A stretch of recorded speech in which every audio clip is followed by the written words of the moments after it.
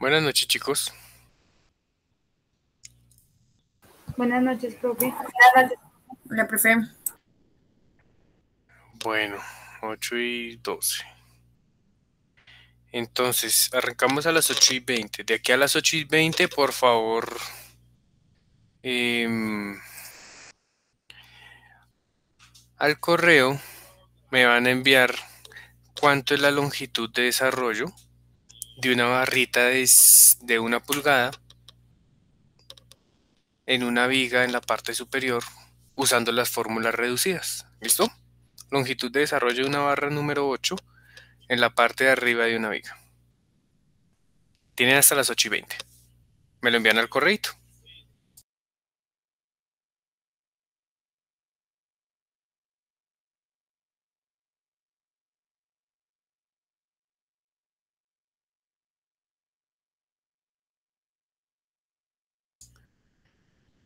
Regálenme un segundito. Les voy a dejar aquí el concreto.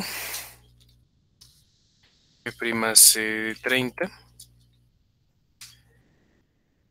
FY pues 420. Una barra superior. Y número 8.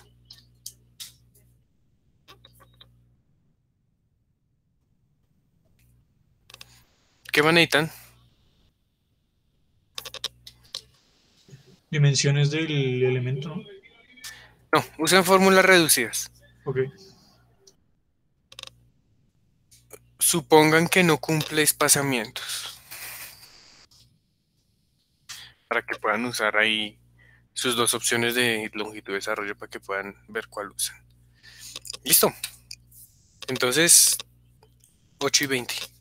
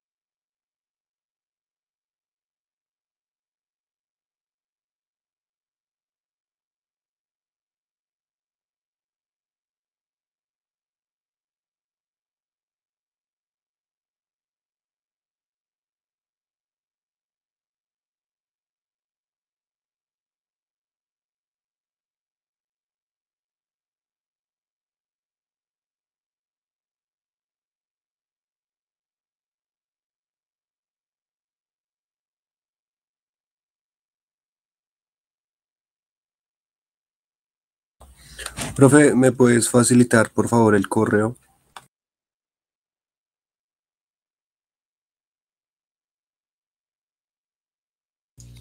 Sí, claro. Creo que es L. Ay, se me olvidó. Espérame. LC, aquí está.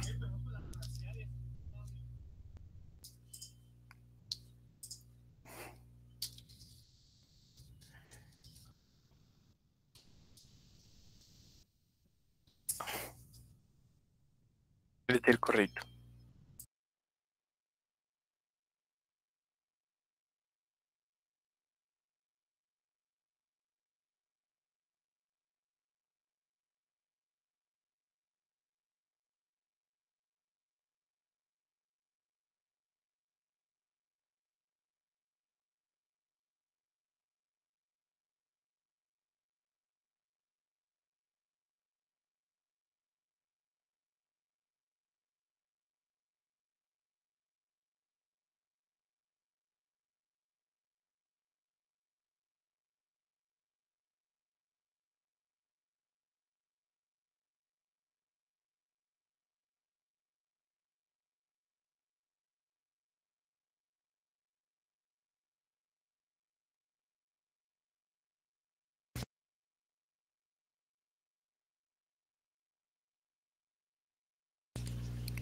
Listo, chicos, ¿cómo les fue?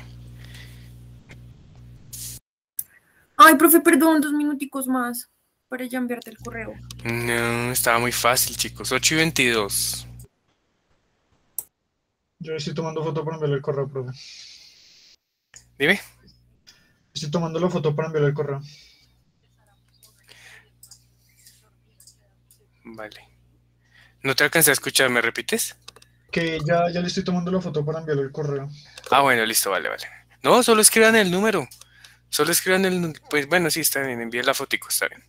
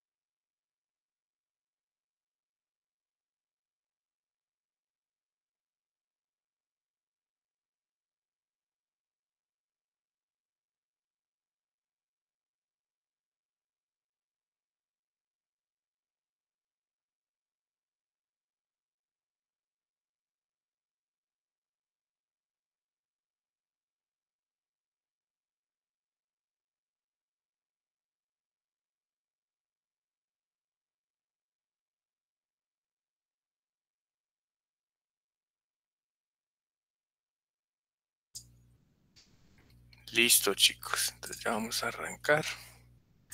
Un segundito, justo por aquí el tablero. ¿Qué tal el ejercicio? Facilito. ¿Cuánto les dio la longitud?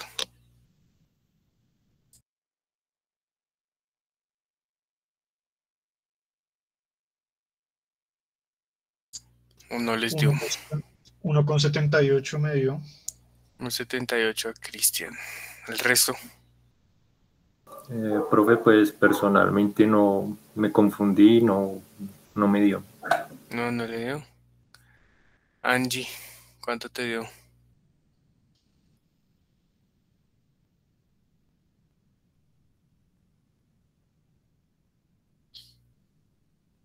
Cristian David.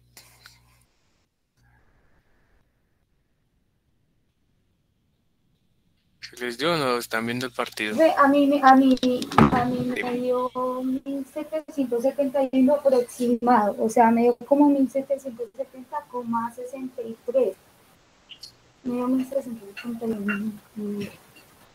Bueno, listo, entonces ya les comparto y lo revisamos. Dame un segundito.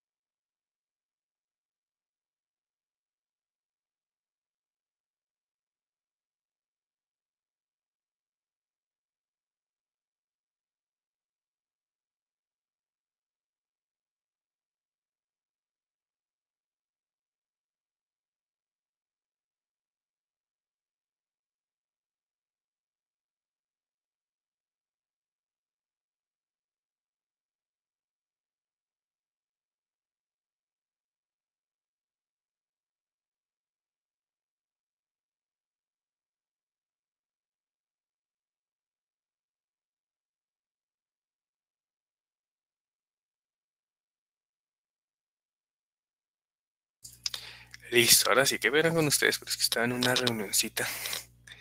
Tan, tarán. Entonces, quitémosle esto aquí. 3, 4, 5, 6, 7, 8. Eso cuando hay partido se demora en llegar la gente. Bueno, les había pedido longitud de desarrollo de una barrita número 8. Entonces el diámetro de la barra son 24.5 milímetros. Era una barrita superior con un F'C de 30, un FY de 420 y no cumple recubrimientos ni distancias mínimas. Entonces les dije que puedan usar la forma simplificada, es decir, esta fórmula: FY si sub T si sub E sobre 1.1 raíz de F'C por diámetro de barra. Listo. Sería 420 por si sub T sería 1.3.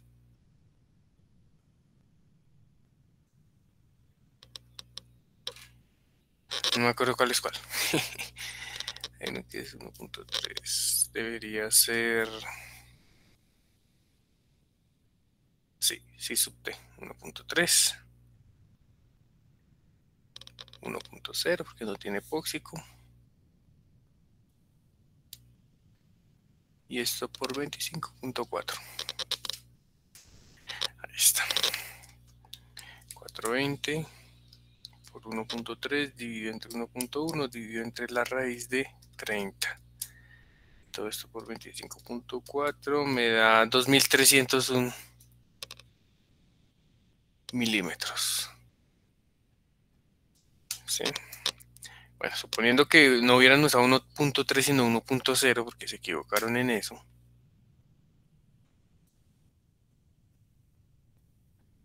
Eso nos daría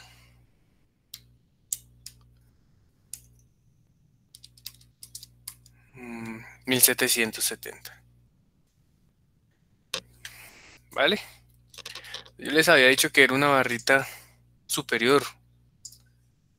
Bueno, no les di la sección, pero Sí, sí, profe, yo no entendí, o sea, no interpreté muy bien cuando su merced nos dice lo de no cumplía espaciamientos. No, pues yo asumí que sí, o sea, no.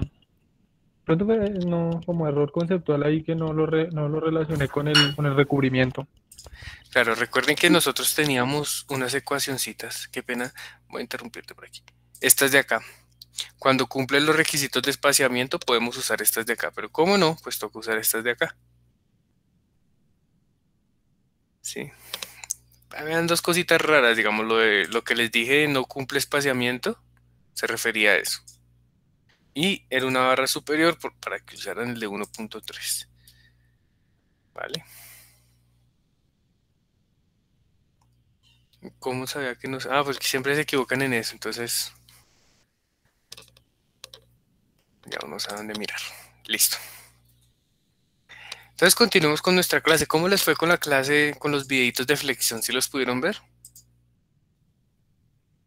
Sí, señor. Profe, a mí me quedó más que una duda es que yo había visto en otra clase el concepto de momentos de esfuerzo últimos, pero me parece un poco que conceptualmente son distintos, entonces no sé si tú me lo podrías explicar un poquito más detallado, profe. Qué pena contigo. Explicarte cuál es la diferencia entre esfuerzo último y esfuerzos admisibles. Sí, sí, señor. O sea, ¿cómo son aplicables los momentos de esfuerzo último, por ejemplo? ¿Cuándo son aplicables? Bueno, esas son dos metodologías de diseño. ¿Vale? Entonces tú puedes diseñar por esfuerzos admisibles o por factores de carga y resistencia.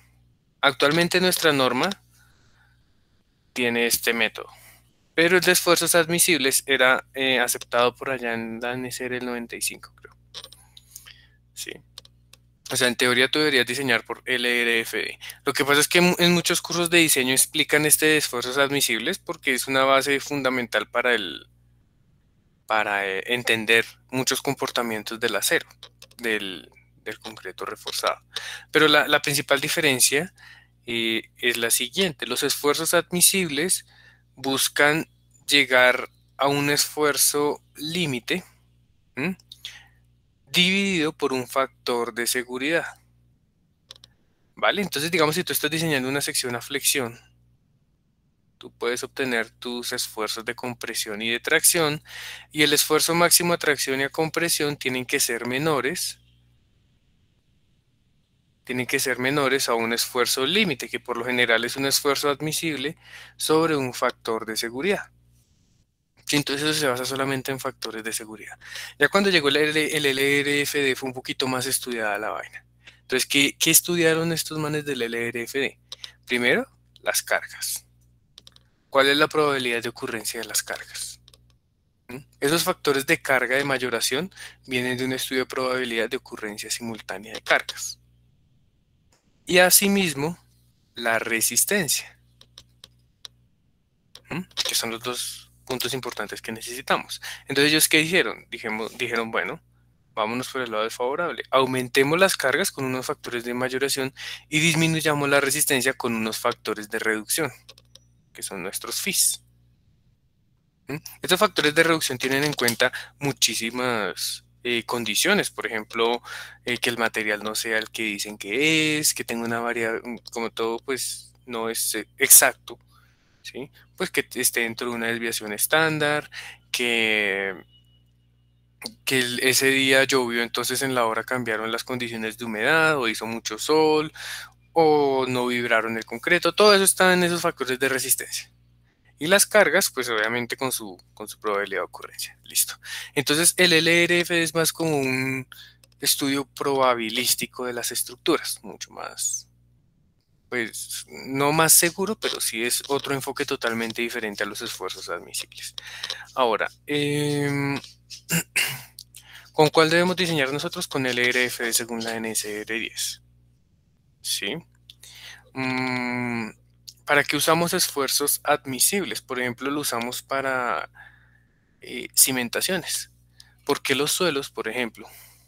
Los suelos tienen unos esfuerzos admisibles. Los geotecnistas trabajan en esfuerzos admisibles. Entonces, cuando estamos dimensionando cimentaciones, pilotes, todo eso, usamos esfuerzos admisibles para ser consecuentes con el análisis geotécnico. Pero cuando estamos en estructuras usamos el LRFD. Esa sería como la principal diferencia. Ambos eran métodos aceptables. Digamos, esos factores de seguridad tenían como unos estándares para calcularlos. Yo no alcancé a estar en esa norma, pero lo que alcancé a entender en un momento es que tenían unos factores de seguridad como predefinidos y los verificaban haciendo un análisis ahí todo extraño de probabilidad. ¿Sí? Pero básicamente esa es la diferencia entre esos dos métodos. Actualmente pues nos toca usar LRFD. Ok, profe, ya me quedó más claro. Muchas gracias. Listo, vale. Yo por eso aquí en el curso pues no explico mucho, casi que no explico esfuerzos admisibles, sino de una vez voy al LRFD. Vale. ¿Qué más preguntitas tienen de los videos?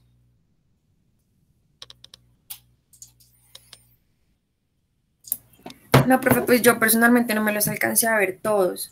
Entonces, pues no tengo. ¿Cómo que no, chicos? Estaban cortitos. No, sí estaban corticos, era más por un tema laboral. No, estos muchachos. Bueno.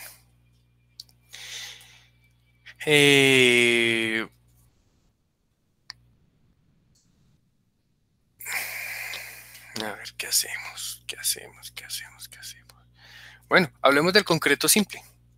Tenemos una viga de concreto, solo concreto. ¿Sí? Y pues esta viga va a estar simplemente apoyada por acá, sí.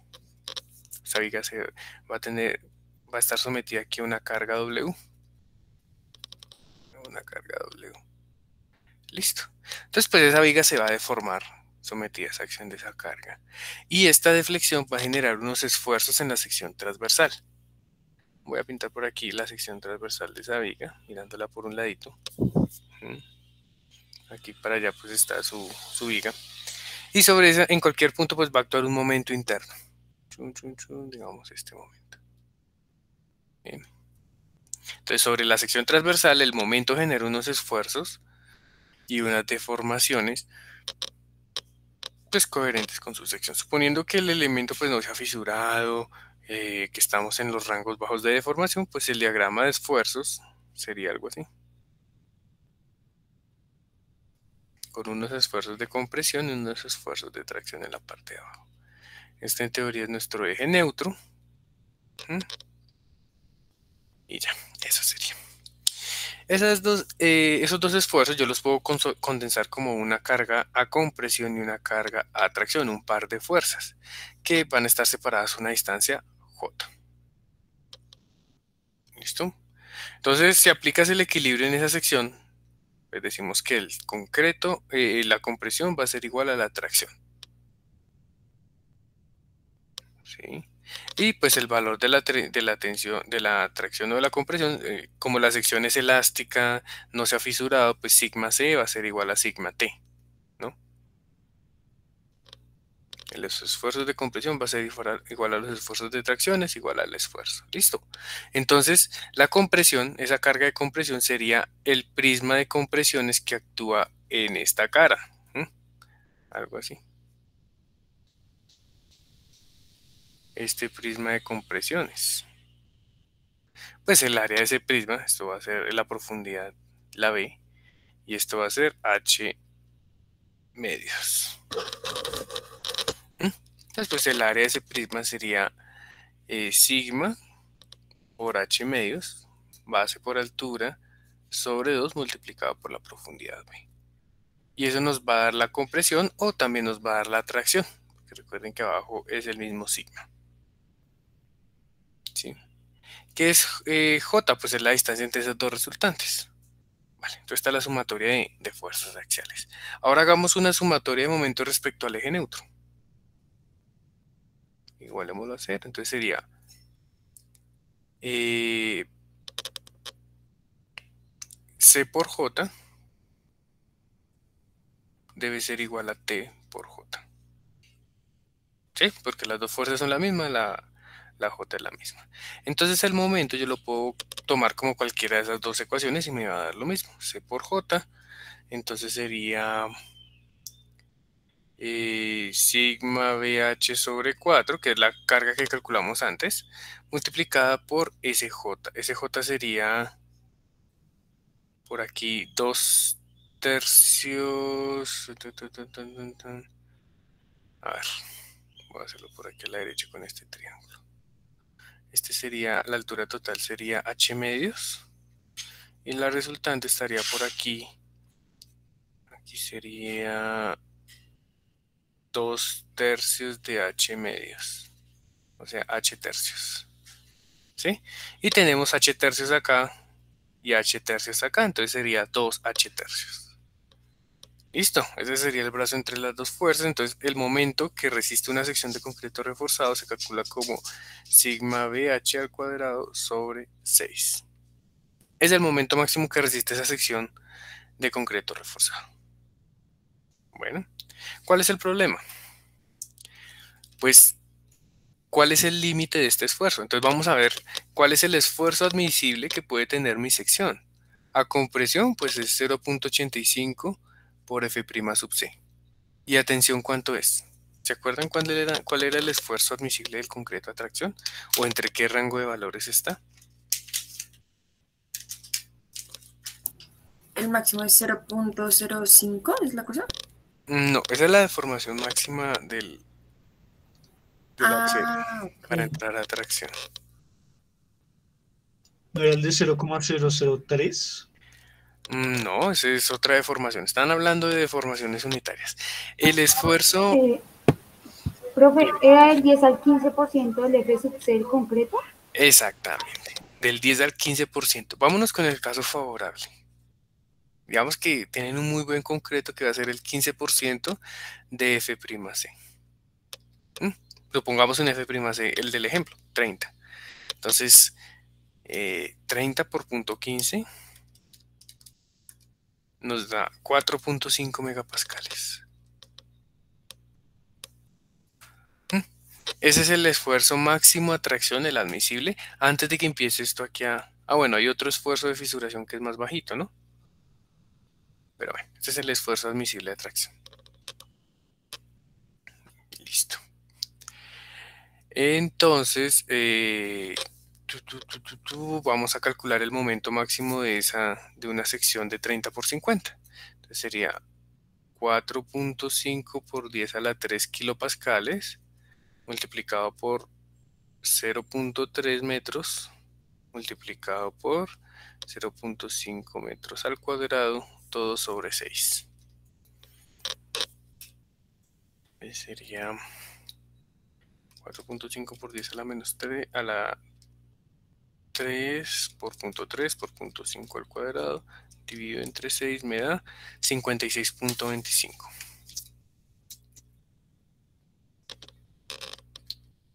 kilonewton por metro. Esto es lo que en teoría resiste una sección de concreto. ¿Listo? Eso es lo que resistiría. Entonces, para ese valor de resistencia, pues el concreto le podríamos aplicar cierto valor de carga. Entonces, el momento máximo de esa viga simplemente apoyada es WL ¿sobre cuánto? 6. Sobre 8. WL al cuadrado sobre 8. Vamos a suponer una longitud de 8 metros. Entonces sería W por 8 al cuadrado sobre 8. Entonces, el momento máximo que yo le puedo aplicar a esa viga es 8 por W. Si lo igualamos a 56.25, entonces podemos decir que la carga máxima que puede soportar esa viga sería 56.25 dividido entre 8.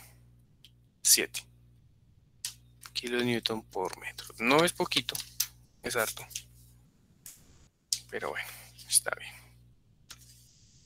Listo, entonces ya calculamos cuál es la carga que resiste pues esa viga. Profe, yo tengo una pregunta. No entiendo por qué igualaste el momento máximo con... Ah, no, ya entendí. Gracias. Este viene de las cargas. Y este viene de la resistencia.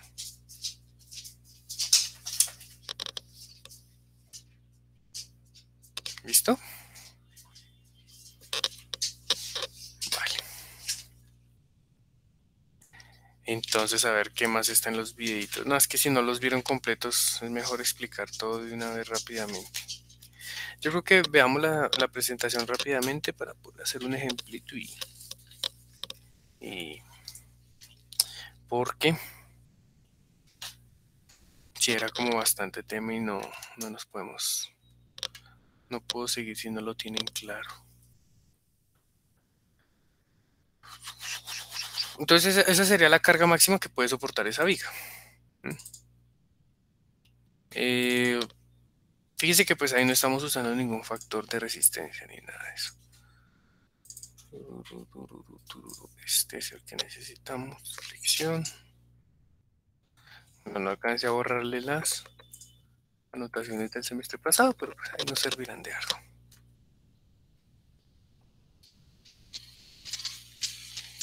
Bueno, ¿qué más cositas encontraron en el diseño que estábamos, en los videitos? ¿Qué alcanzaron a ver? Que me cuenten.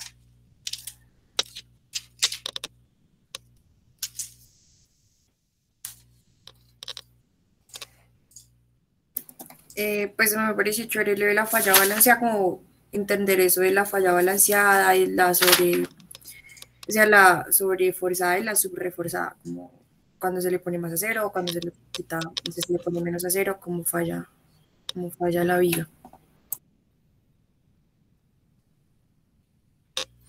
Bueno, listo. Veamos eso rápidamente. En los videitos básicamente les explico esto que estábamos hablando ahorita. ¿Cuánto resiste el concreto simple a flexión? Hacíamos el diagrama de deformaciones, de esfuerzos y calculábamos las resultantes. Listo.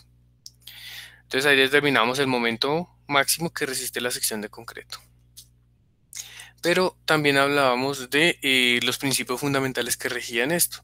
Estábamos regidos por las vigas de Bernoulli. Entonces las secciones planas permanecen planas siempre. ¿Sí? Y el esfuerzo en cualquier punto de la sección transversal es relación de la deformación unitaria. Entonces, dependiendo de la deformación unitaria que tenga su barra, pues su barra o su fibra de concreto, vamos a tener un esfuerzo asociado. Listo. También hablábamos de que cuando íbamos aumentando deformación en la viga y superábamos el sigma P, por ejemplo, que era como el punto en el cual entrábamos en una mini-fluencia en el concreto o un FY en el acero, ¿sí? Entonces se perdía la proporcionalidad de la curva esfuerzo-deformación y pues ya esta distribución de esfuerzos ya no era lineal, sino era una vaina que curva, presentando como un fenómeno de plastificación en la sección, una mini plastificación, porque igual son valores muy chiquiticos, muy pequeños, no permite mucho ese trabajo inelástico del concreto, como alcanzamos a ver. Entonces aquí dábamos otro principio que era cómo se calcula un esfuerzo en una sección transversal, ya eso todos lo sabemos y tenemos que tenerlo muy claro. Cómo se calcula un esfuerzo cortante, ¿cierto? Que es el cortante por el momento estático, por I, que es la inercia, por B, que es el ancho. ¿Listo? Y cómo varía el cortante en la sección transversal. Esos eran los principios básicos que veíamos en la viga. Entonces luego hablábamos del concreto a flexión. Decíamos que era muy malo para resistir esfuerzos de tracción. Cuando tienen una viga simplemente apoyada, por lo general las compresiones arriba, las tracciones son abajo. ¿Cómo podemos llegar a esos análisis? Con el diagrama de momentos, donde esté en el diagrama de momentos son tracciones, el opuesto serán compresiones. Si fuera simplemente doblemente empotrada, pues serían tracciones, tracciones, tracciones, compresiones, compresiones, compresiones. Sí, eso es básicamente lo que tenemos en una sección de concreto. Entonces, ¿qué decíamos? Bueno, como vimos que el concreto nos recordó, creo que fue Natalia, que el concreto resistía entre el 10 y el 15% del F' sub C, que es muy poquito. Pues entonces decíamos, no, arreglemos esta vaina y cuando esto entre en tracción, que unas barritas de refuerzo que van por aquí abajo nos ayuden a controlar esas tracciones. Entonces, esa es la razón de las barritas de acero. Cuando ustedes veían en el curso de análisis 2, nosotros siempre hacemos un puentecito y determinábamos su diagrama de momentos. Entonces yo les preguntaba, bueno, ¿dónde coloco el acero? Y ustedes aprendieron que uno lo colocaba por acá, por acá, por acá, por acá. Esa es la razón. ¿Por qué ahí? Porque aquí están los puntos donde está la tracción y el concreto pues no va a soportar esos esfuerzos. ¿Listo? De ahí viene toda la razón. ¿De dónde colocan los refuerzos? Ahí. Por eso era tan importante que aprendieran a identificarlos en ese curso. Listo. Entonces, hablábamos ahora de la sección con cargas de la sección de concreto reforzado. Esas cargas, pues obviamente se aplican de forma lenta, ¿sí? Y son bajas las cargas. Cosa que el esfuerzo a tracción sea menor al esfuerzo de ruptura del concreto de la sección. ¿Listo? Entonces empezamos a colocar la carguita, chun, chun, chun, y esto se empieza a deformar, esta es la deformada de la sección, y empiezan a ocurrir unos esfuerzos de compresión en la parte superior, de tracción en la parte inferior, según el esquema de cargas. ¿Qué sucede? Pues el concreto aporta la compresión y aporta la tracción, porque no hemos alcanzado el esfuerzo de fisuración. Ya vamos a ver ahorita qué es. Y pues el acero, como esto se está deformando, presenta una carguita, va a tener un aporte. Recuerden que estamos diciendo que este es mi acero. Por aquí está la deformación a la que estamos trabajando, el acero, este sigma S. Pues dijimos, si hay deformación, hay esfuerzo. ¿Listo? Y pues ese esfuerzo lo traducimos en una fuerza. Aquí está nuestro sistema de esfuerzos en la sección transversal. ¿Qué pasa? Ahora aumentamos la carguita otro poquito. ¿Qué va a suceder? Pues el concreto se va a fisurar. Si el concreto se fisura, no hay transferencia de esfuerzos entre la matriz de concreto. Entonces, esos esfuerzos los toma el acero. Entonces, dependiendo de la magnitud de la carga, ¿no? Pues la fisura va a ser más o menos pronunciada, más alta o menos alta. Entonces aquí tenemos unas fisuritas y hacemos un corte transversal. Si estamos hablando de que ya hay fisuración, pues todo el concreto que está por debajo del punto donde va la fisura, es decir, de este punto, todo ese concreto pues no tiene aporte al sistema porque ya está fisurado, ya está separado, ya no hay nada que lo una. Entonces la fuerza se transmite, el esfuerzo se transmite a través de las barritas de refuerzo. Y este sería nuestro esquema de deformación, donde tenemos un aporte del concreto a compresión y un aporte del acero a tracción. Obviamente, pues esto tiene que estar en equilibrio siempre. Y seguimos aumentando las fuercitas. ¿Qué va a pasar? Lo que decíamos ahorita. Vamos a salir de la zona cuasi elástica del concreto, ¿cierto? Y vamos a entrar en una plastificación progresiva de la sección. Entonces su diagrama de esfuerzos ya no va a ser una línea recta, sino va a ser una línea curva. Este es el sistema real con el que trabaja las secciones de concreto reforzado. Una sección de concreto que puede o no haber superado su linealidad, su relación lineal, y una sección de acero que trabaja a tracción.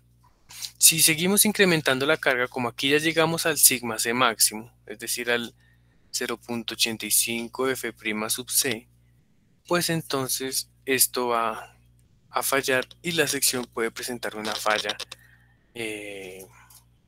total. ¿Listo? Ese es más o menos el mecanismo que tiene el acero y el concreto. Esas son sus tres etapas. Ahora, siguiendo un poquito, Hablemos de lo que es la cuantía de acero. Entonces, la cuantía de acero es la cantidad de acero de refuerzo longitudinal que colocamos en una sección transversal. ¿Listo? Entonces, aquí dice, bueno, la relación entre el acero suministrado a tracción y el área de concreto efectiva de la sección. ¿Qué es el área de concreto efectiva? Nosotros suponemos que aquí por debajo de las barritas, este concreto pues no aporta, ¿sí? Y ahora, cuando tengamos aquí el bloque de compresiones, o sea, recuerden que nosotros para calcular la resistencia del concreto simple dijimos esto que sale por acá, la resultante de compresión por la resultante de tracción, ¿cierto? Pues entonces aquí vamos a tener una resultante de compresión, vamos a tener nuestras fisuritas, lo cual no nos permite considerar ese concreto debajo, y una resultante de tracciones.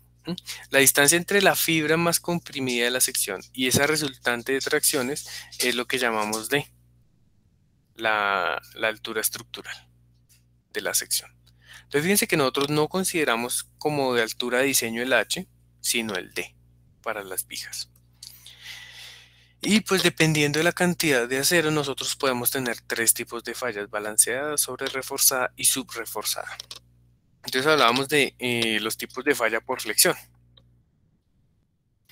Entonces decíamos que la falla depende de la deformación del material. Entonces decíamos, el acero entra a fluencia cuando alcanzamos su deformación de fluencia. Recuerden que en la curva de esfuerzo de deformación decíamos que el esfuerzo es el módulo de elasticidad por la deformación.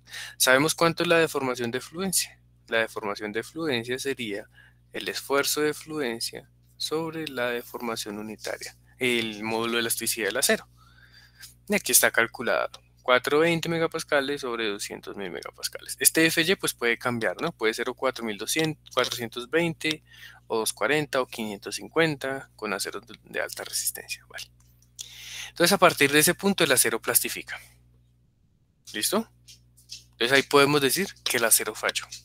¿Cuándo? Cuando alcanza su deformación de fluencia, porque ya entró en plastificación. Ahora miremos el concreto. La norma dice, bueno, el concreto va a fallar ¿cuándo? Cuando su deformación a compresión, ¿sí?, de ese concreto sea superior a 0.003.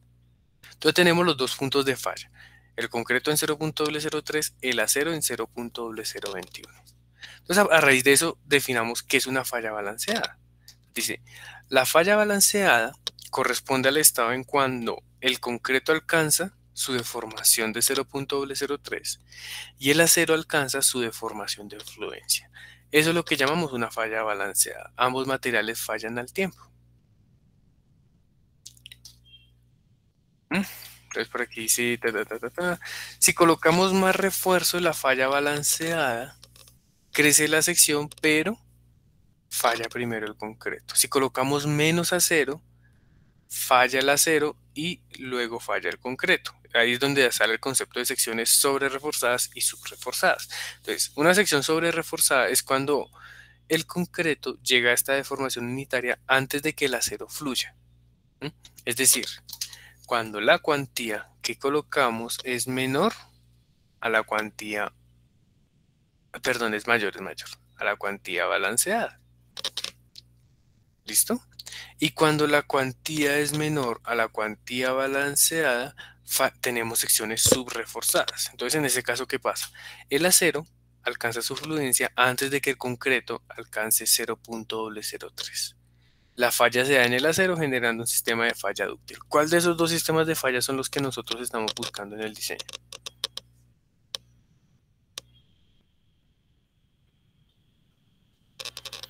La falla dúctil, ¿no? Exacto, una falla dúctil. Entonces siempre tenemos que propender a tener secciones subreforzadas. ¿Listo? Entonces aquí está más o menos un esquema de las deformaciones, cómo se ven en ambos tipos de secciones. En el centro está la falla balanceada. Falla el concreto, falla el acero al tiempo. Cuando coloco más acero, estoy en el rango del subreforzado. Aquí esta figura está mal. Esperen un momento. Cuando coloco más acero, perdón, es el sobre reforzado. Listo. Entonces, ¿qué pasa? Los esfuerzos en la parte del acero, pues son menores al sigma y. Y los del concreto van a verse aumentados. ¿Sí? Entonces, muy probablemente, si yo sigo aumentando, como estamos en el rango lineal, si yo sigo aumentando el momento, pues mi esfuerzo va a seguir aumentando, ¿sí? Y el concreto va a alcanzar 0.003 antes de que el acero llegue a la fluencia.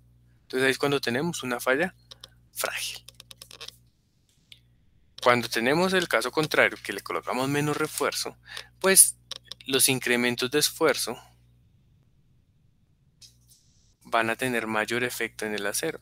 Va a llegar primero a sigma y y va a presentar una fluencia del acero, lo que es una falla dúctil. Entonces, esos son los tres tipos de falla. Nosotros por lo general siempre estamos de aquí para allá. Evitamos diseños sobre reforzados. ¿Listo? Entonces, bueno, aquí está lo mismo. De acuerdo al tipo de falla, la sección está controlada por un tipo especial de falla. Por ejemplo, cuando una sección está controlada por compresión, es lo mismo que nosotros llamamos una falla sobre, una sección sobre reforzada. Entonces el concreto falla primero que el acero. ¿Mm? El concreto alcanza la deformación máxima cuando el acero todavía está en su rango elástico. ¿Listo? Aquí alcanza 0.003 y la deformación del acero pues es menor a sigma y. Esta letra creo que se llama iota. No, pero esta es la deformación unitaria. Esa es epsilon, creo. Esperen porque estoy inventándome nombres.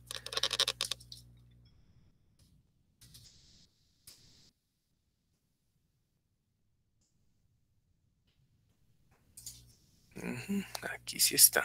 Epsilon, sí. La deformación unitaria es epsilon, no sí, sino epsilon. Bueno, epsilon allá quedó como una letra sí, pero bueno, es epsilon. Listo. ¿Qué es una falla controlada por tracción?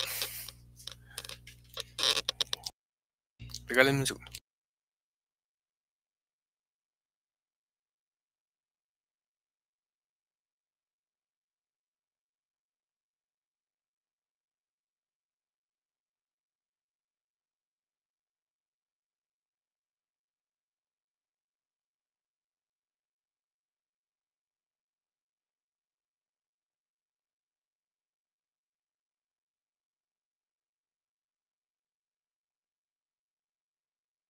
Listo, entonces, ¿qué es una falla a tracción?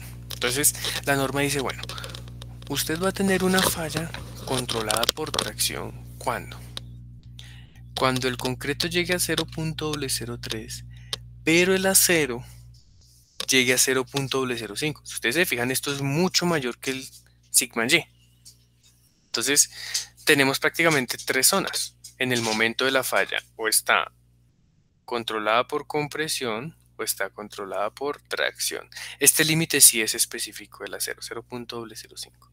No me acuerdo cuál es la deformación máxima que resiste una barra de acero, creo que es 0.08 o 0.08, algo así. Entonces, de aquí para allá tenemos una falla totalmente dúctil. Más de bonita. Y aquí para acá una falla frágil. Bueno, ahora viene las secciones en la zona de transición entre este valor y este de acá. Entonces son las secciones en las que el acero fluye antes de que el concreto alcance su deformación unitaria máxima. ¿Sí? Sigue siendo una falla dúctil, pero la deformación unitaria del acero no es superior a 0.005. Sino pues tiene un comportamiento extraño entre esas dos condiciones. Lo ideal es que nuestro diseño a flexión sea controlado totalmente por tracción, es decir, que se encuentre ubicado en esta zona de deformaciones del acero cuando el concreto alcance su máxima deformación, de aquí para allá. En columnas se puede presentar este caso intermedio. ¿Sí? En ningún elemento se presenta el caso de acá de la izquierda. Bueno, entonces nuestro ideal es estar siempre por encima de la deformación de fluencia. ¿Sí está claro eso más o menos? los tipos de fallas.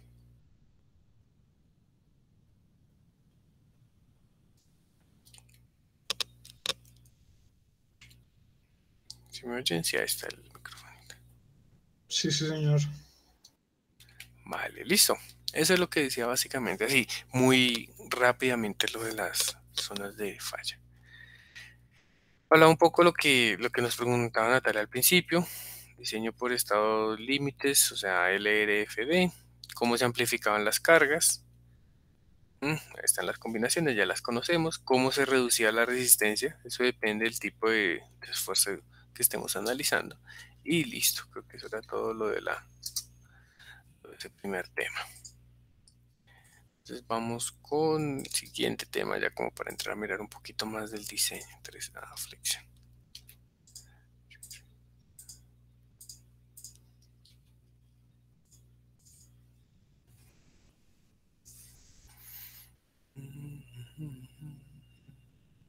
Listo. Entonces, aquí en este video lo que hacíamos era ver la resistencia de diseño a flexión. Entonces es lo mismo, lo que habíamos dicho. Principio de Navier-Bernoulli, se desprecia que el concreto resista a tracción. La relación esfuerzo de formación del acero solamente se trata en el rango bilineal. ¿Sí? Recuerden que esto tiene, nosotros teníamos que el acero se comportaba así, 1, 2 y 3. Entonces ellos dicen, no, hasta aquí, vamos hasta aquí. No nos metamos en esa parte de allá del endurecimiento por deformación. Entonces, una relación bilineal del acero. Y pues la relación esfuerzo de formación del concreto, es que correcta. Regálenme un segundito que estoy recibiendo una llamada.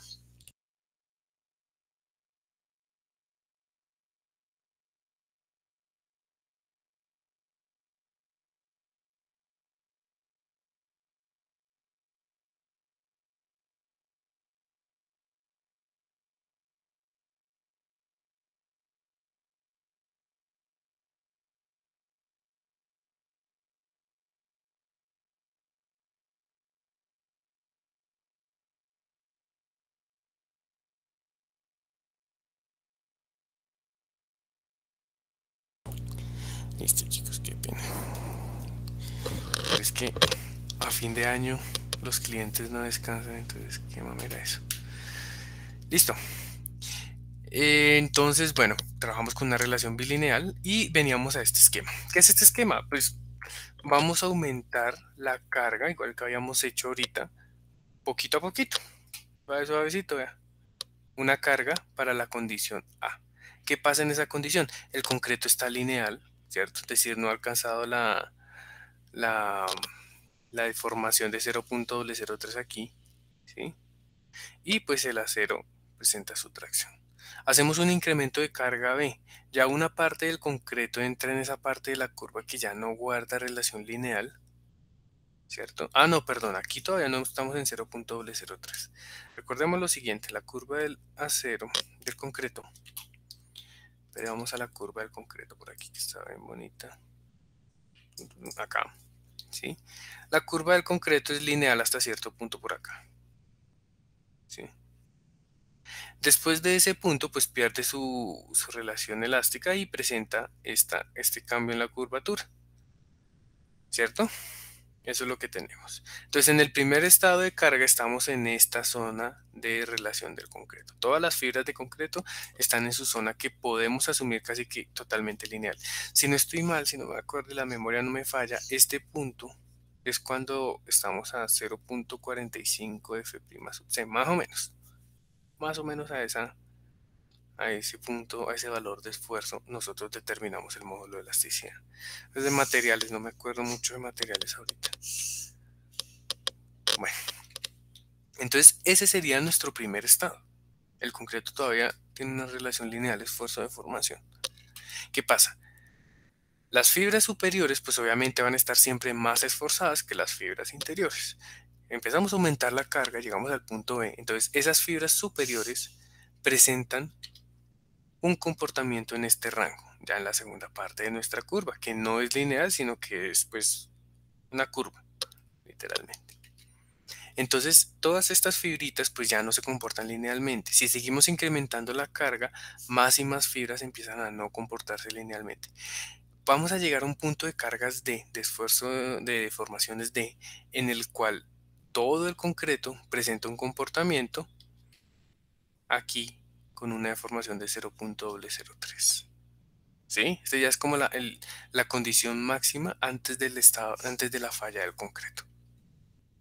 ¿Vale? Entonces, pues, estábamos hablando de eso. Y entonces, pues nosotros vamos a trabajar este último estado. Este es el que nos interesa. No queremos que el concreto esté elástico, porque vea todo lo que estamos perdiendo en nivel de carga y de deformación. Entonces, trabajemos el último estado, el estado D. Entonces, ya nosotros somos unos expertos. Cuando vimos análisis 1, aprendimos a calcular una ecuación, a calcular su centroide, a calcular su área. ¿No se acuerdan los que vieron conmigo que calculábamos por allá las integrales de Moore? Hacíamos unas integrales lo más de bonitas.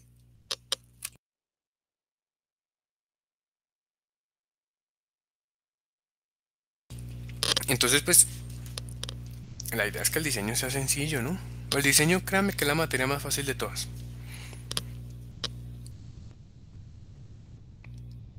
Pero manejar esta curvita complica las vainas. Tenemos dos opciones, usar integrales o usar esta ecuación. La idea es calcular la resultante de esa carga de compresión. Entonces, el esfuerzo máximo actuante va a ser K3 por F'C. Y la profundidad de su centroide va a estar ubicada en un valor K2 por C, donde C es la distancia desde la fibra de compresión hasta el eje neutro. Ese es el centroide. Entonces, esta área de esta fuerza yo la puedo calcular como un valor K1 multiplicado por K3 por F'C por B por la altura de esa zona comprimida. Pero esto es muy mamón. Fíjense, usted depende K1, K3, K2, esos valores dependen de los materiales, dependen de los agregados, dependen de muchísimas cosas. Entonces, pues no vale la pena uno desgastarse. O sea, si hacemos el diseño así, no acabamos nunca de hacer ningún diseño porque eso es mucho trabajo.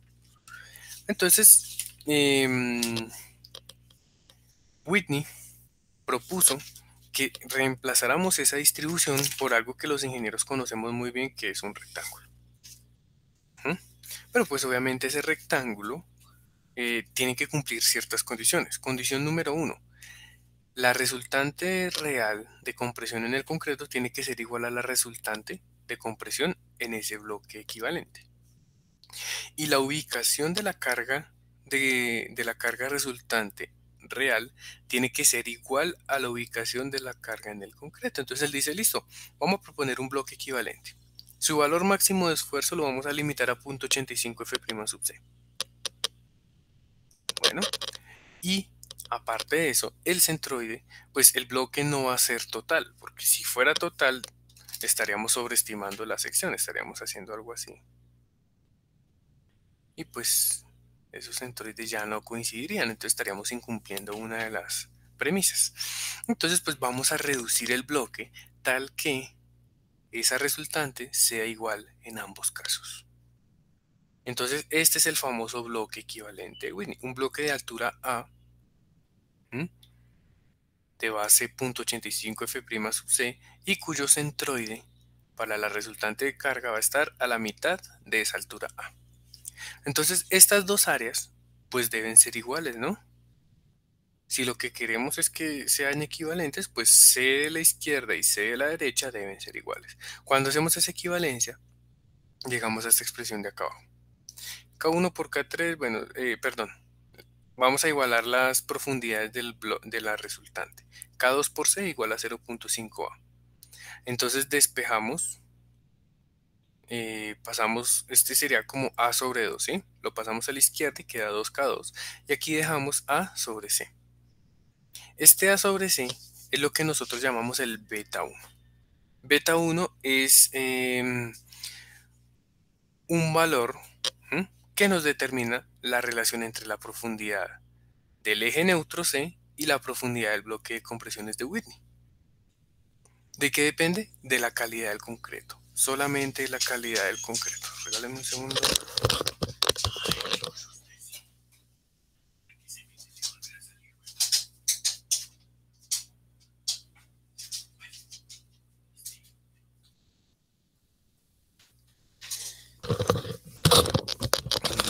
Entonces depende de, pues, de la calidad del concreto.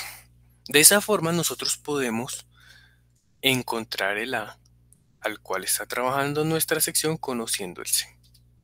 Ese beta 1 está definido por la norma. Entonces, como les dije, depende de la calidad del concreto. Entre mayor calidad tenga el concreto, menor va a ser el beta 1. Entre menor calidad, pues va a ser mayor. Entonces, aquí está una grafiquita muy bonita que hice, en la cual podemos ver la calidad del concreto relacionada con el beta 1, que es la traducción de la norma. La norma tiene eso escrito, no tiene estas ecuaciones, pues aquí están las ecuaciones, para que lo puedan memorizar. Y pues ese beta 1 depende de la calidad del concreto, como ya les he dicho como 4 o 5 veces. El valor máximo de beta 1 es 0.85, el menor es 0.65. Vale. Entonces, la compresión de la izquierda pues va a ser igual a la compresión de la derecha. Aquí está la relación, está invertida, pero bueno. Despejamos términos semejantes, F'C, F'C, B con B y queda esta expresión. Entonces decimos que 0.85 por beta 1 va a ser igual a K1, K3. Pasamos la C a dividir y A sobre C dijimos que era beta 1. ¿Listo? Entonces el término K1, K3 lo puedo calcular como 0.85 por beta 1. Esa es la teoría del bloque equivalente de Whitney. ¿Cómo podemos pasar de una distribución parabólica a un bloque equivalente de compresiones? Y con este bloquecito equivalente es que nosotros vamos a diseñar nuestras vigas. Bueno, entonces avancemos un poquito la ecuación de momento nominal. Tenemos una viga. ¿Sí? Sabemos que el concreto por debajo del eje neutro no aporta nada a compresión y que el concreto por encima del eje neutro aporta, pero solamente en una distancia igual al bloque equivalente de Whitney. Tenemos un bloque equivalente con un esfuerzo máximo de 0.85 F' sub C a compresión y una altura A.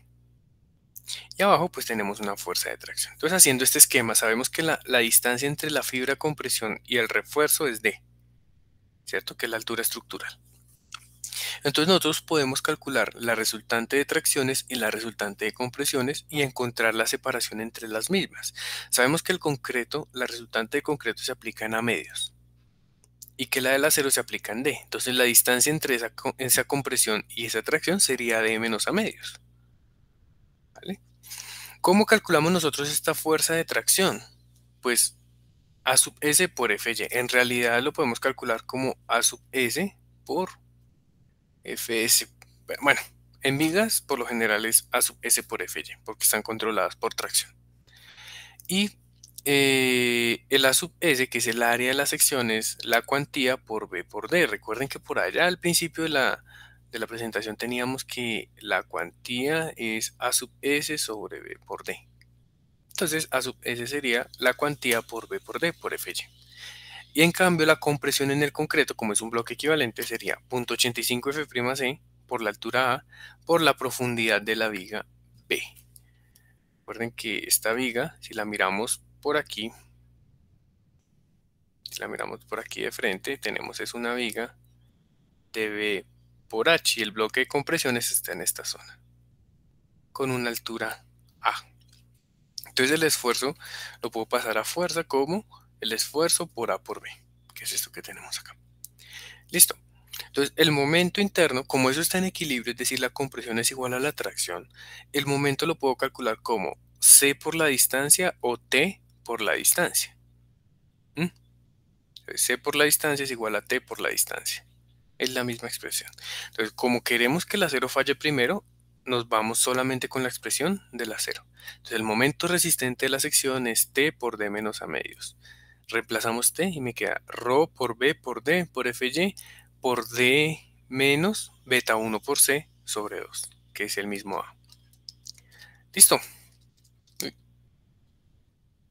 Ahora, si hacemos C igual a T, la compresión igual a la tracción, pues podemos obtener una expresión para el bloque, para la profundidad del eje neutro C, en términos de la calidad de los materiales y de la cuantía y de la altura estructural. ¿Sí? Y reemplazando en la ecuación de momento, llegamos a esta ecuación en rojito. ¿Por qué está en rojito? Porque esa es la ecuación que vamos a estar repitiendo todo este semestre. ¿Mm? Entonces es la cuantía por Fy por 1 menos 0.59 rho Fy sobre F'C por B al cuadrado. No tienen que aprendérselo de memoria. El número de su cédula no importa. Lo que nos importa acá es esto. O sea, olvídense de todo y memoricen esto. ¿Listo? Entonces lo que decíamos ahorita también. Esta es la resistencia total de una sección, pero tenemos muchísimas incertidumbres. Tenemos incertidumbres de construcción, incertidumbres de fraguado, incertidumbres de fabricación de los materiales, de la mezcla. Entonces, agregamos un factor de reducción de resistencia. El factor de reducción de resistencia también puede tener distintos valores. Puede ser 0.9 cuando la deformación es mayor a 0.005, es decir, cuando estamos en una falla controlada por tracción, o si estamos en la zona de transición, pues lo calculamos con esta ecuación. Para nuestras vigas, aunque vamos a verificarlo, por lo general, siempre todas nuestras vigas están por encima de la deformación de tracción. ¿Listo? Esto de estribos y espirales todavía no se preocupen. Eso es del tema final del curso. Entonces, más adelante lo vamos a ver. ¿Listo? Entonces, cojamos nuestra sección. Ahora supongamos que nuestra carga ya no es 56. Coloquémosle una carga. Vamos a tener dos cargas, carga muerta y carga viva. No sé, una carga muerta de 15 kN y una carga viva de 6 kN. Entonces nuestra sección, para diseñar por la LRFD, tenemos que primero encontrar la carga última. Entonces la carga última de esta sección la puede encontrar como 1.2 muerta más 1.6 viva. 1.2 por 15 más 1.6 por 6.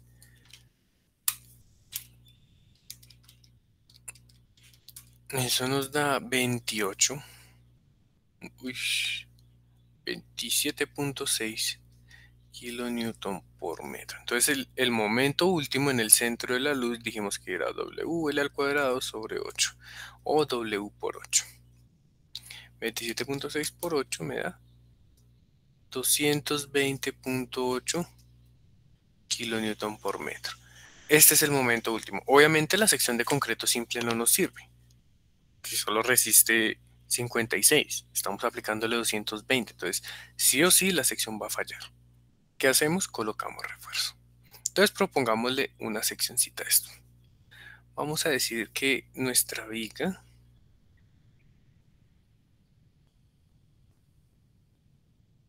va a tener 0.3 por 0.5 de alto.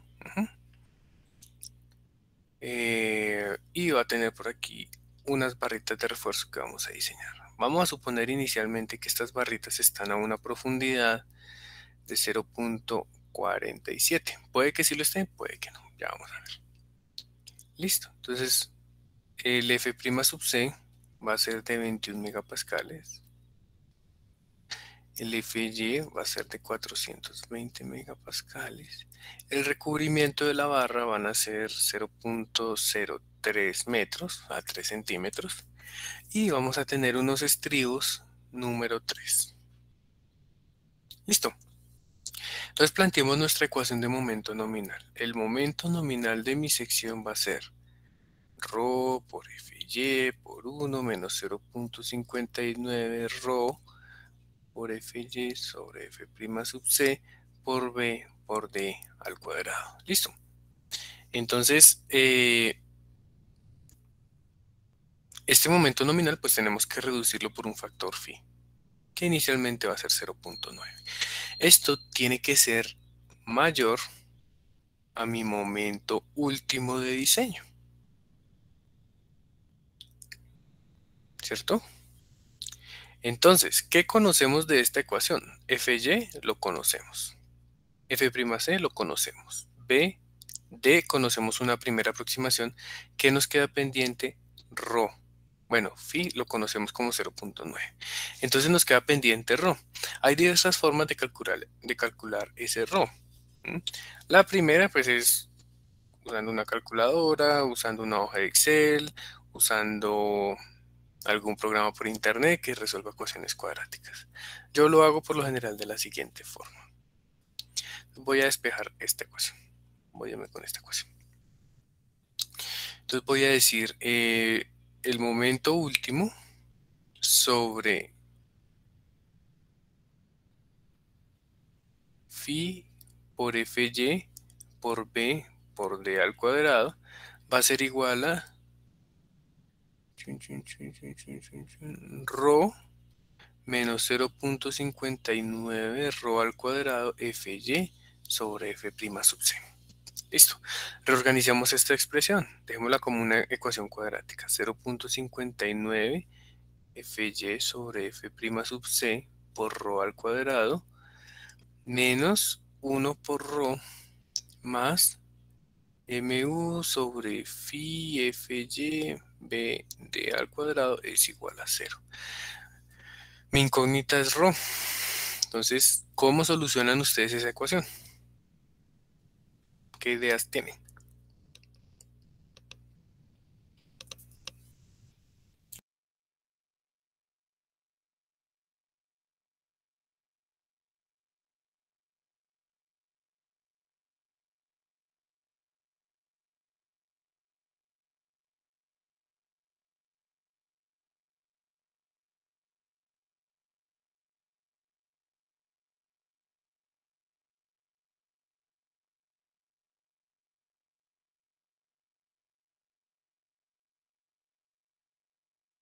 Qué pena. Carolina, ¿estás por ahí? Sí, profe, aquí ando. ¿Cómo solucionas esa ecuación?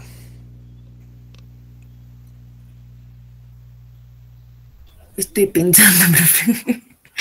Recuerda que tu incógnita es rho. Ujú, que está 3 veces, ¿sí? 2. Aquí en la reorganización que hice está 2 veces. Pues Y en el la cuadrática, integral de aquí por cuadrática.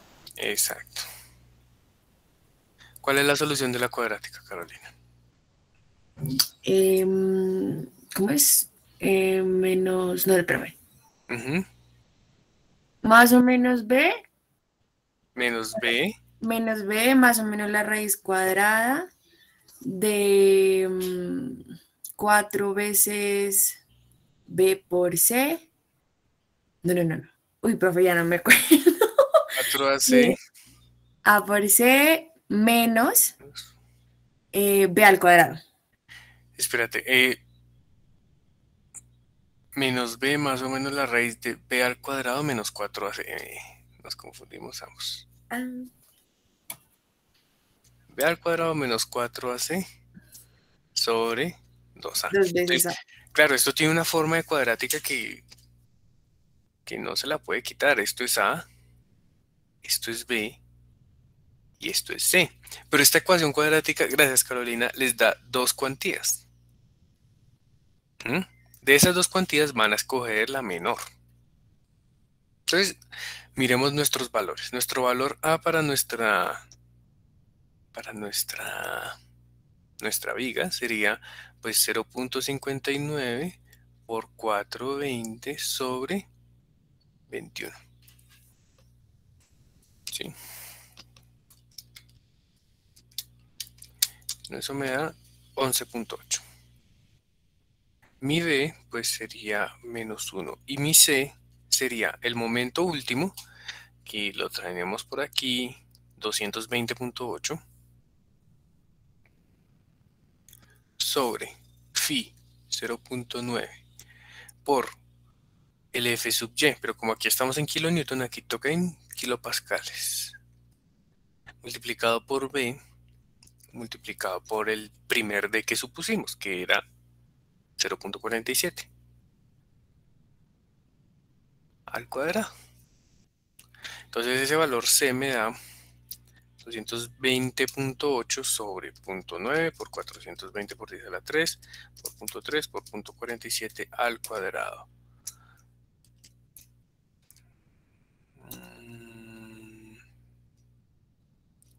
88, 14, 35. Entonces mi cuantía puede tener los siguientes valores. ¿De qué dependen? Del menos y del más, ¿no? Entonces sería menos b sería 1 más la raíz de b al cuadrado, que es 1, menos 4 por a por c, 0.00881. Me quedó mal, 0.0881, 435. Y todo esto sobre 2 por a. Entonces la primera cuantía me da 0.07475. Esa por lo general es la mayor. La segunda cuantía es con menos b al cuadrado. Todo eso ahí negativo. Sería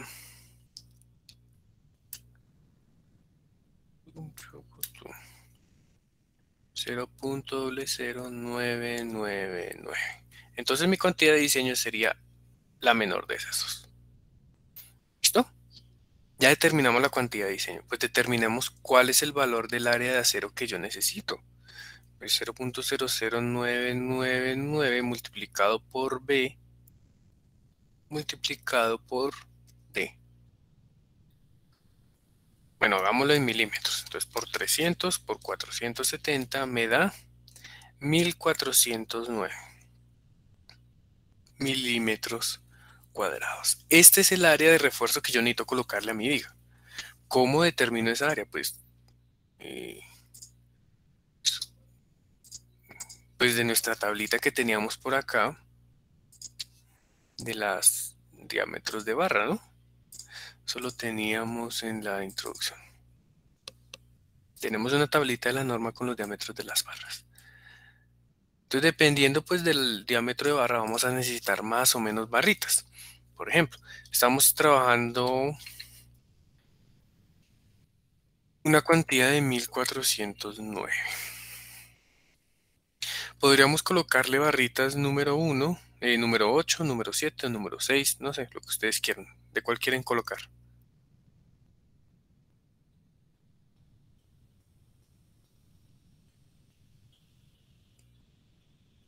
Coloquemos varias opciones, coloquemos.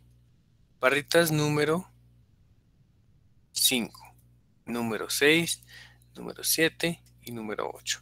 El área de cada barrita, pues según la tabla sería 199, 282, estos son 384, este creo que son 290, 284, 287 y 510. Entonces, ¿cuántas barras necesito? Pues simplemente divido 1409 entre cada barra de esas. Entonces, 1409 dividido entre 199 me da 7.08 barras. 1409 dividido entre 284 me da 4.96 barras. 1409 dividido entre 387 me da 3.64 barras. Y 1409 dividido entre 510 me da 2.76 barras. Listo. Obviamente yo no puedo decirle al maestro, colóqueme 4.96 barras. No. Toca aproximarlo al siguiente número por encima. 8 barras, 5 barras, 4 barras y 3 barras. ¿Cuál escogerían ustedes?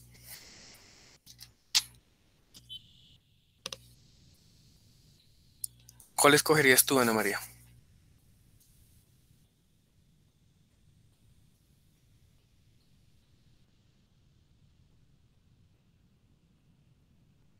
¿Me repites la pregunta, profe, por favor?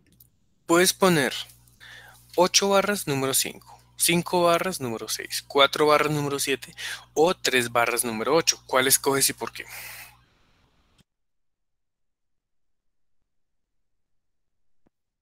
Mm, las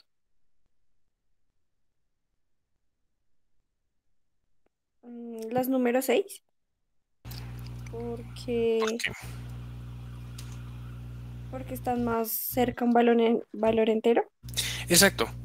Uno por lo general escoge las que están más cerca de un valor entero. Entonces nos vamos con 5, número 6. Pero aquí no debe acabar nunca su diseño.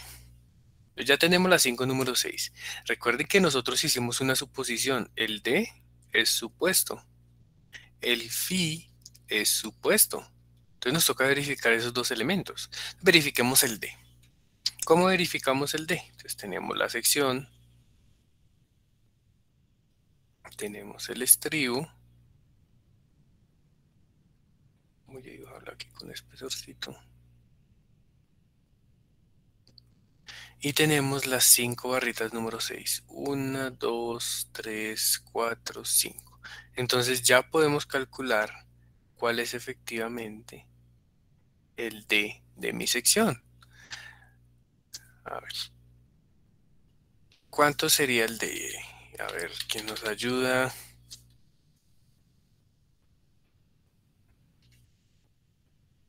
Miguel Ángel, ¿está por ahí? Sí, sí, señor.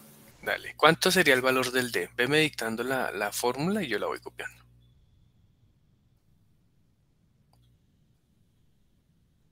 Entonces comencemos por la altura H. ¿Qué tienes que restarle a ese H? Ahí sería el valor del recubrimiento más el área el diámetro, perdón, del estribo y más la mitad de la barra, menos la Exacto, mitad, perdón. correcto. Eso es excelente. 0.5 menos 0.03 menos el diámetro del estribo que es 0.095. Creo. Vamos a ver por acá. Estribo número 3, 9.5 milímetros. Sí, señores, en metros, 0.095. Menos el diámetro de la barra, que sería 19.1. Entonces 0.0191 sobre 2. ¿Cuánto les da ese valor?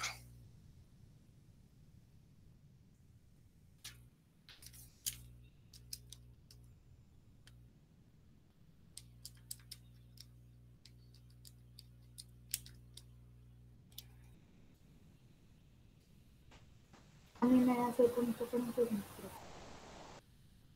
¿Cuánto? 0.45095. Eso, ahí está. Fíjense que el D es totalmente diferente al anterior. Entonces, ¿qué tenemos que hacer? Recalcular. No podemos quedarnos con ese D inicial. Volvemos a recalcular.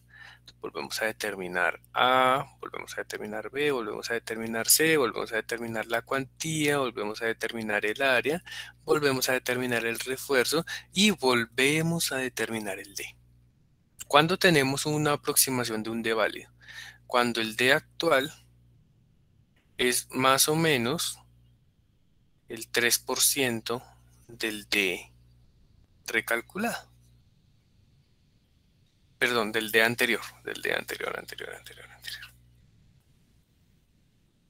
anterior.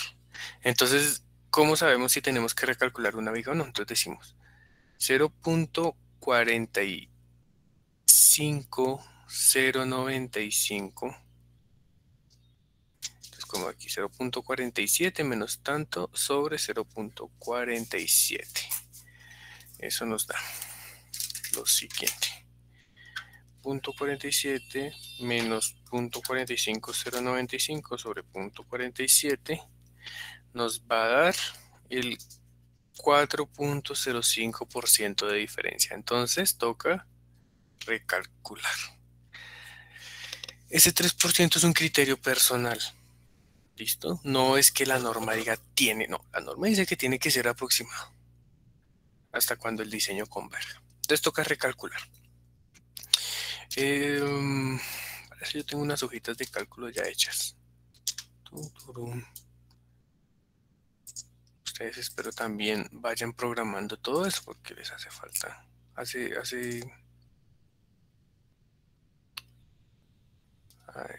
Ayuda demasiado. Entonces, démosle aquí crear una nueva carpeta que se llame ejemplos capítulo 1. Y abramos esto, aquí tiene. ¿Alguna preguntita hasta acá? ¿Alguna duda? Sí, profe, ¿podría repetir otra vez, por favor, lo del criterio? O sea, por el cual vamos a recalcular, no lo entendí muy bien. Listo. Fíjate que nosotros supusimos un D, porque este D fue una suposición. Encontramos una cuantía, planteamos un refuerzo, recalculamos ese D. Si este D tiene una diferencia superior al 3% del D inicial, toca hacer un rediseño. ¿Cómo calculas ese porcentaje? Pues así, el D inicial menos el D actual recalculado sobre el D inicial. Eso me dio 4.05. ¿Listo? Este criterio del 3% es personal. Ustedes pueden tomar un criterio del 2%, no está bien. O sea, lo importante es que sea muy cercano. ¿Listo? Sí, profe, ya entendí. La duda era porque se había tomado el valor de 3%. Personal. O sea, es un criterio mío que yo por lo general uso ese. Vamos a decir F'C, Fy. Ya aumento la pantalla, que es que un metro, listo. ¿Qué más necesitamos? El B, el D, el Fi. El Fi es 0.9, este inicialmente fue 0.47, el B 0.3, el MU 220.8, FY 420, F'C 21, listo. Vamos a calcular A, B y C. B pues es menos 1. A dijimos que era 0.59 Fy sobre F'C.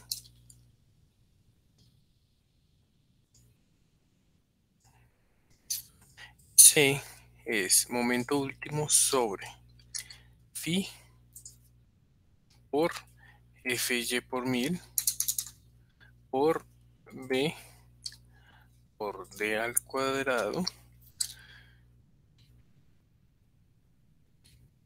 Pero ahí está. Entonces podemos sacar la cuantía como el mínimo. El mínimo pues va a ser menos B menos, esto está en inglés, SQRT raíz de B al cuadrado menos 4 por A por C, y todo esto sobre 2A.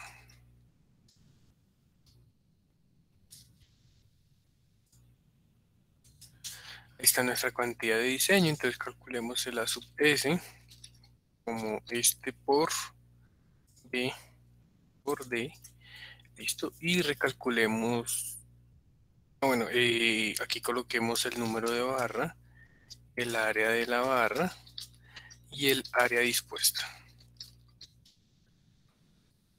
El número de barra va a ser una barra número 6. ¿Cuál es el área de esa barra? Entonces necesito una tablita que tengo por acá. Esta tablita.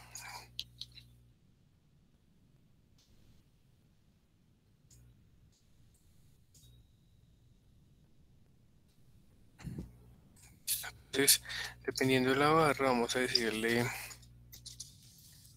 en inglés, vertical lookup.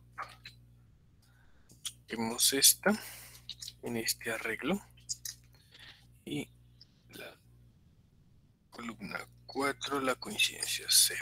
Ahí está. Ese es el área en milímetros cuadrados. Este es el ASUP en milímetros cuadrados. Este es el ρ, Este está en metros, este está en metros. Listo. Entonces dijimos la cantidad de barras. Cantidad mínima sería este ASUP por 1408 dividido entre el área de las barras. Cantidad mínima 4.96. Aquí le colocamos cantidad colocada, es 5 barritas, ¿no? Área dispuesta 5 por el área de cada barra. Voy a colocar en rojito lo que es modificado por el usuario, o sea, lo que ingresa uno a la hoja de cálculo. Y este. Y este aquí. Listo. Entonces, ¿se acuerdan ustedes que por allá en la clase pasada yo les dije cuál es el área necesaria y cuál es el área suministrada? Pues aquí está. Este es el área suministrada y este es el área necesaria o requerida. Entonces ya con esto ustedes pueden aplicar su factor de reducción de longitud de desarrollo. Era área necesaria sobre área requerida. Pero esta área tiene que estar en unidades coherentes. Esperen que dejémoslo como lo tenemos acá. Chan, y este por aquí, le quitamos este de acá. Entonces fíjense que la longitud de desarrollo de cualquier barrita en esa sección yo la puedo disminuir al 1%. Solamente si le coloco barrita número 7, ya la divido al 73%, ¿sí ven? Pero luego hacemos este factorcito más adelante.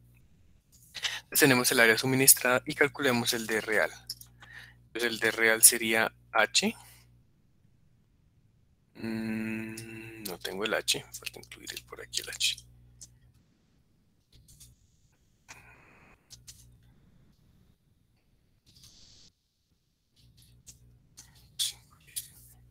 La cantidad real, el D real sería 0.5 menos el recubrimiento menos el estribo menos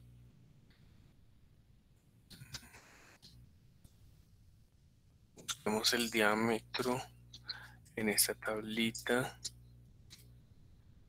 para la columna 3, coincidencia 0, el diámetro de esa barrita sobre 2. 1000. Estamos en milímetros. Ahí está. Entonces aquí calculemos la diferencia. La diferencia era el real menos este sobre el real. Lo colocamos en porcentajes. Home percentage aquí. 4%.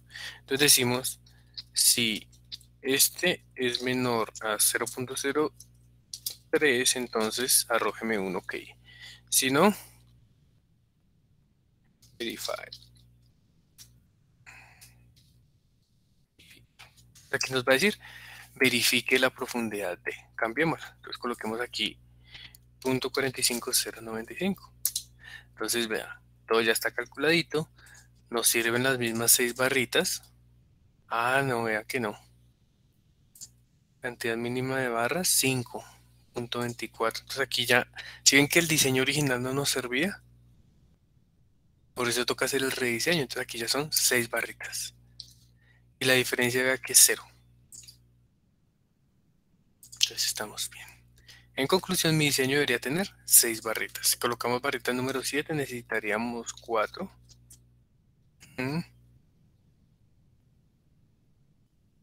Sí, con 4 barritas ahora nos funciona mejor.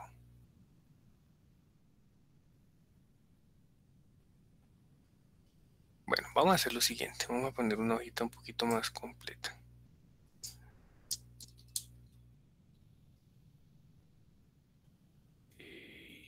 Vamos a calcular todas las barritas para estos, ¿vale? Para estos diámetros y miramos las opciones. Para la barra número 5.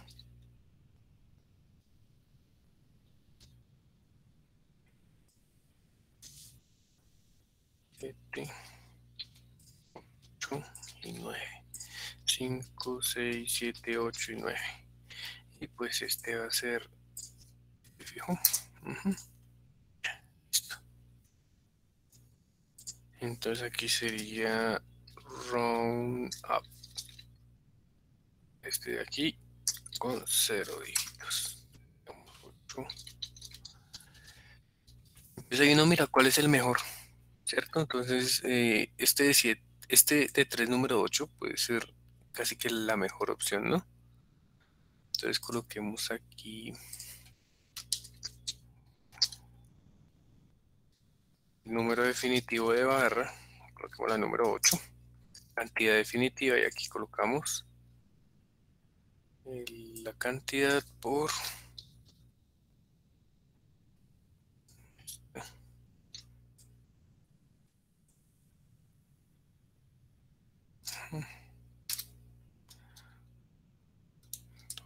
tres, 4,0 chan, chan. Listo. 8, no, 3 número 8, perdón. Ahí está, 1530. Si colocamos 4 número 7, da 1548, que es mayor, ¿sí? Lo ideal es que esté muy cerca a la cuantía necesaria, pero pues por encima.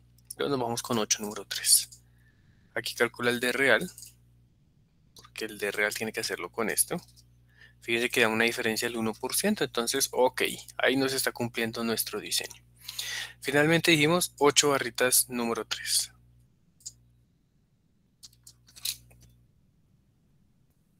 Les van a ser 8 número 3. Con esas barritas número 3 vamos a calcular la cuantía real como el área de acero sobre el B por el D real.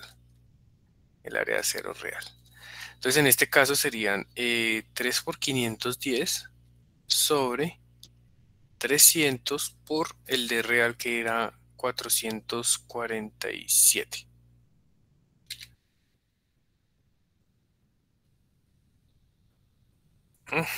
Entonces esa, voy a colocarlo por acá, cuantía real es el área suministrada sobre B por el D real. 0.01139. Listo. Ese va a ser el valor del momento necesario.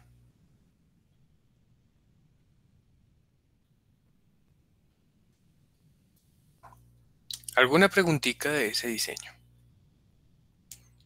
Ya vean que ya comenzamos a hacer nuestro diseño a flexión. Todo el curso está basado en esto.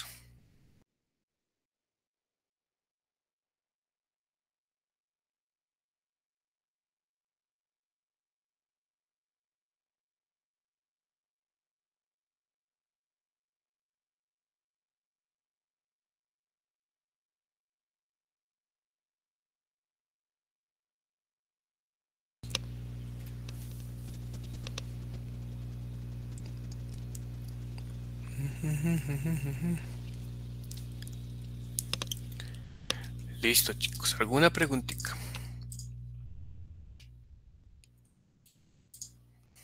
¿O alguna duda? Los escucho. ¿O todo claro?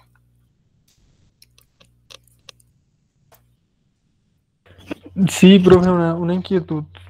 Dime. Digamos, ahí nosotros, bueno, su merced nos mostraba, digamos, las diferentes opciones cambiando los diámetros de las barras, o sea, el número de la barra. Y usted nos decía que el área que nosotros, el área suministrada, o sea, el de la cuantía, tiene que ser el más cercano, pero por encima. Ahí, digamos, nosotros que, digamos, como, ¿a qué criterio le daríamos mayor prevalencia? Digamos, a tener un número adecuado de barras, digamos, por un número que sea más cerca al entero, o aquel número de barras aproximado que me dé una cuantía más cerquita a la teórica. Ambas son lo mismo. O sea, perdón, yo les estoy diciendo de escoger el que dé más cercano a la cantidad mínima de barra. Es lo que estamos haciendo, de seleccionar pues el que tenga menor área. Mira, sería este por esta. Aquí la tabla está rara, le hacen falta unos valores. F4, punto y coma, 1, 2, 3, 4.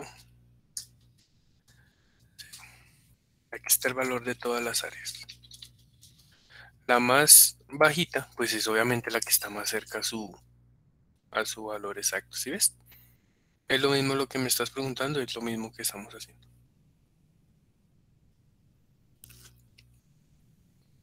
Sí, señor, ya entendí. Si la pregunta fue un poquito como boba, ya.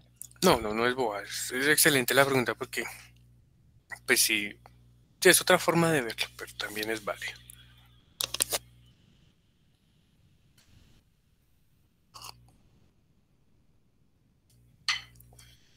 Bueno, nos quedan 5 minuticos de clase. ¿Qué nos hizo falta verificar? El phi.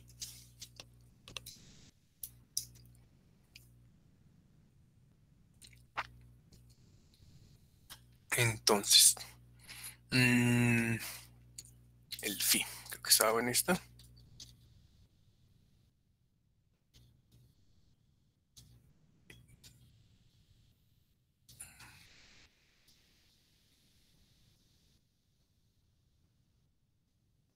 ¿No?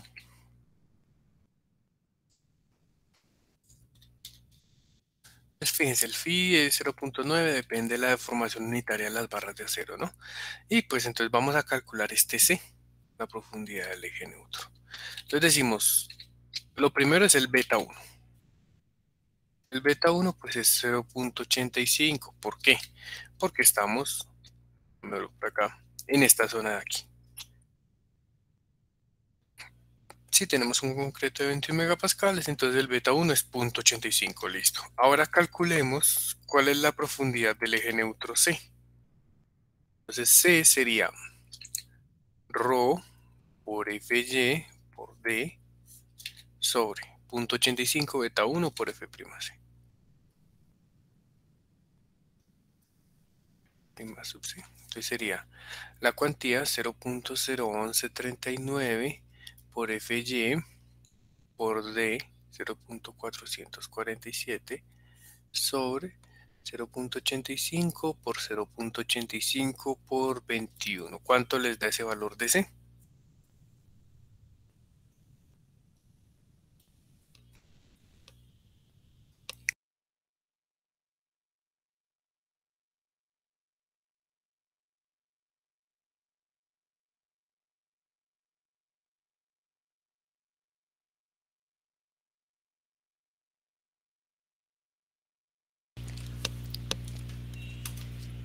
A mí me Sí, dio los cálculos 0.14. así no es de lo mismo. ¿Cuánto? 0.14 creo. Ya, 140936. 0.14 metros. Ahí está.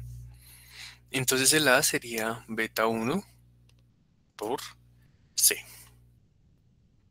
0.14 por 0.85. Ah, no, mentira, no necesitamos el A. Pero bueno, para que lo tengamos ahí en cuenta, nos da 0.119 metros. Listo.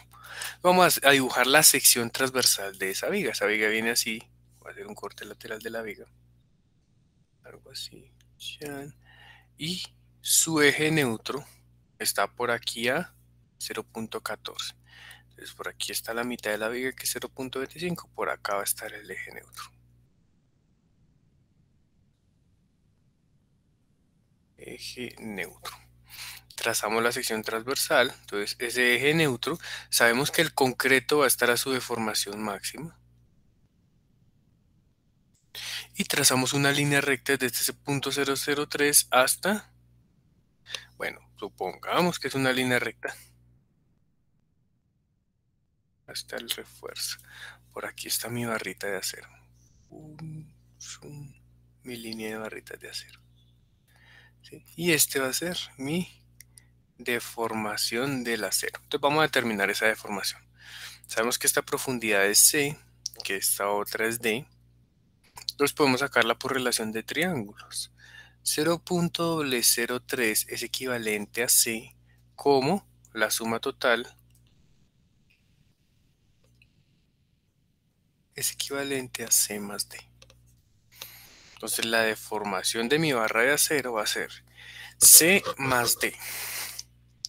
0.14 más 0.447 multiplicado por 0.003 sobre 0.14 Profe, qué pena. Dime. Ahí no sería C menos D. Ay, no, no, tampoco, ahí es D. Ah, ok. Estoy diciendo toda esta separación con toda la altura, es D. Sí, sí, sí. Entonces D sería este de aquí. Vale. Ese sería el valor. Entonces sería 0.447 por 0.003 dividido entre 0.14 menos 0.003. Ah, vea esa belleza. 0.06578 quiere decir que esto es mayor a 0.005, entonces el phi evidentemente es 0.9. Chun, chun, ya, verificamos todo nuestro diseño. Hicimos dos verificaciones, el D y el phi.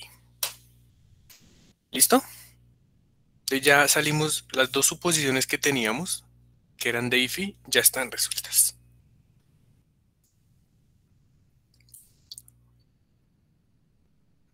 Vale. ¿Alguna preguntita, chicos?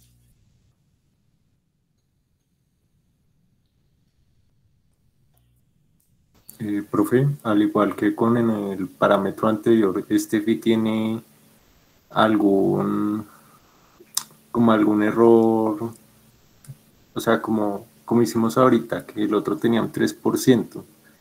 No No, sé cómo explicarme. no. Aquí el phi tiene que dar mayor a 0.9, mayor a 0.005, porque es una viga. Listo. ¿Sí? Si nos hubiera dado diferente, toca volver a recalcularlo hasta que converja. Por lo general, casi nunca, o sea, casi siempre da mayor a 0.005, entonces pues no hay problema. ¿Esto qué es? Dame un segundito, guardo esto, se los paso por el WhatsApp para que tengan pues los apuntes.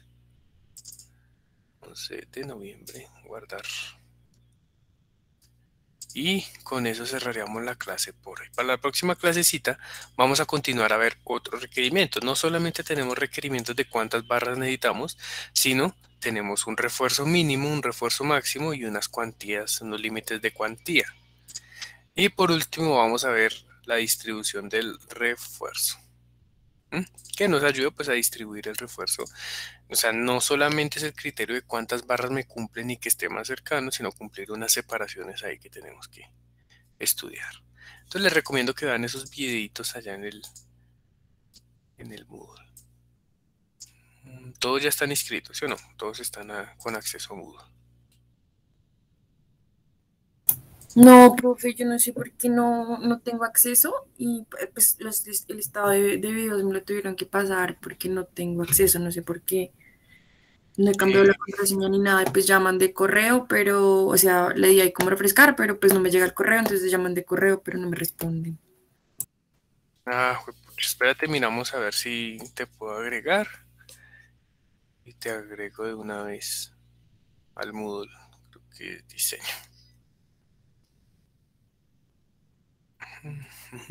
Ah, es que sí es el nuevo, es que yo estaba ingresando al viejo porque en el nuevo a mí no me aparece todavía la materia inscrita. O sea, tengo otras, pero diseño no. Sí, debe ser eso, que no tiene la materia escrita. Ahí les envío los apuntes al WhatsApp. Ahí está. Entonces ven, te inscribo de una vez. Preguntas, chicos. ¿Alguien tiene preguntitas?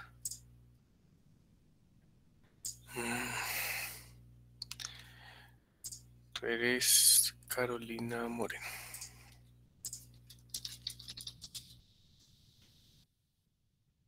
Andrea Carolina Moreno Montenegro, ¿cierto? Sí, profe. Listo. Ahí ya estás con acceso. Ah, ok, gracias. Pero entonces sí es en la plataforma nueva. Bueno. Listo, chicos. Muchísimas gracias. Si no hay preguntas, pues entonces... Profe, qué pena una pregunta. ¿Será que de pronto se puede revisar para subir la anterior clase?